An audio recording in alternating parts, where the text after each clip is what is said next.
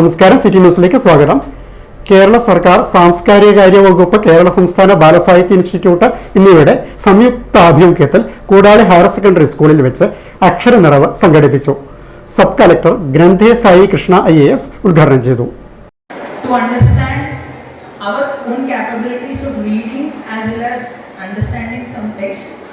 Second will be creating a habit where we are reading something and continuing it as a habit.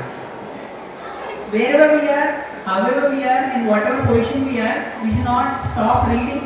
Reading not only subject wise or reading anything, but especially with respect to children's literature, it is very important to ensure that it is easily understandable to children and creative as well.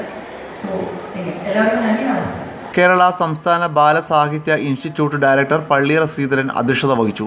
KHSS principal KT Reena Bhaskar സ്വാഗത ഭാഷണം നടത്തി. ചടങ്ങിൽ പ്രമുഖ കാർഡിയോളജിസ്റ്റും പൂർവ്വ വിദ്യാർത്ഥിയുമായ doctor MK അനിൽകുമാറിനെ വിശിഷ്ടാതിഥി പൊന്നാടി അണിയിച്ച് ആദരിച്ചു. പള്ളിയറ ശ്രീധരൻ കേരള സംസ്ഥാന ബാലസാഹിത്യ ഇൻസ്റ്റിറ്റ്യൂട്ടിൻ്റെ അക്ഷരനിറവ് ഉപഹാരം സമർപ്പിച്ചു. പ്രധാന അധ്യാപകൻ KV Manoj, PTA president K Sunil, staff secretary MC Sarath, Prabha തുടങ്ങിയവർ സംസാരിച്ചു. തുടർന്ന് അക്ഷരനിറവ് 2024 ജില്ലാതല പുസ്തക പ്രദർശനം ഡോക്ടർ MK അനിൽകുമാർ ഉദ്ഘാടനം ചെയ്തു.